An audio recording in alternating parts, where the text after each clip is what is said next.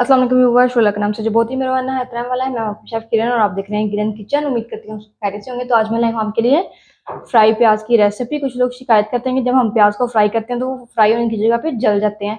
वो कौन सी मिस्टेक्स हैं जो आप लोग करते हैं और कैसे इन मिस्टेक्स को आप सही करके अपने प्याज को अच्छे से फ्राई कर सकते हैं। तो चलिए फ्राई करना स्टार्ट करते हैं। तो यहाँ पर मैंने सबसे पहले ले लिया 1 गिलास ऑयल और इसको गर्म होने के लिए रख दिया था। ऑयल हमारा अच्छे से गर्म हो गया हुआ है।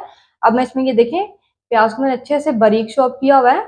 आपने कोशिश करनी है कि प्याज को अच्छा फ्राई करने के लिए सारे प्याज को आपने एक ही तरह से बारीक ही काटना है, मोटा नहीं काटना। ये देखें, ये ना बहुत ज्यादा बारीक भी नहीं है और बहुत ज्यादा मोटा भी नहीं है। इस तरीके से आपने कोशिश करनी है कि सारा प्याज एक जैसा कटा हो। इसको डाल देंगे फ्राई होने के लिए। ऑयल आप यहाँ पर देख सकते हैं, तो ऑयल मेरा बिल्कुल फुल गर्म है। साथ ही आपने चम्मच को चला देना है। यहाँ पर जो ऑयल है आपने उसको फुल गर्म ही रखना है। फ्लेम को भी आपने मीडियम टू हाई रखना है, लो नहीं करना। नहीं तो क्या होगा, जो प्याज है वो सारा ऑयल पी जाएगा और नरम पड़ जाएगा। तो देखिए यहाँ पर इसमें इसमें आपने साथ साथ ही इसको चम्मच चलाते जाना है इस तरीके से। इससे क्या होगा, जो आपका प्याज है ना वो एक जैसा फ्राई होगा और उसका कलर भी एक जैसा होगा।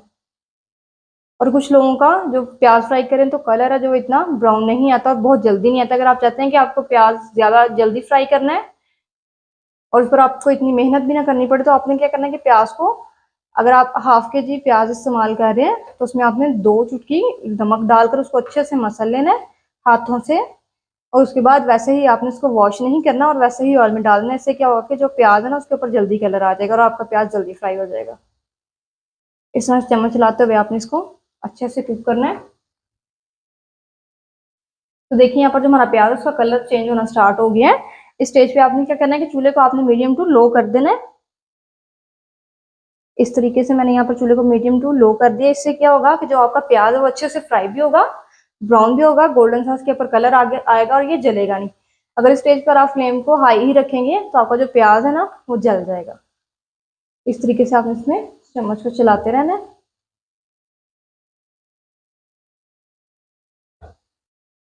तो देखिए चम्मच चलाते हुए इसको 3 मिनट हो गए तकरीबन मुझे इसको फ्राई करते हुए। मजीद हमें 2 मिनट करना है क्योंकि जो हमारा प्याज है तो ये देखें इस तरीके से श्रिंक होना स्टार्ट हो गया और अभी ये ब्राउन हो जाएगा। तकरीबन हमें 2 मिनट लगेंगे। जो फ्राई प्याज है ना उसकी बहुत जगह पे जरूरत पड़ती है। जैसे हम लोग कौरमा बनाते हैं, कौरमे हमें फ्राई प्याज चाहिए तो अच्छे से फ्राई ना हो तो हमारा जो कौरमा है ना वो कड़वा हो जाता है। और अक्सर हम बिरयानी पुलाव में भी फ्राई प्याज को ही डालते हैं और जब बाजार का प्याज हम फ्राई डालते हैं ना उससे हमारा जो खाने का टेस्ट है वो बिल्कुल ख़राब हो जाता है। तो इस वजह से आप घर पर ही बहुत ही आसानी से अच्छा प्याज फ्राई कर सकते हैं।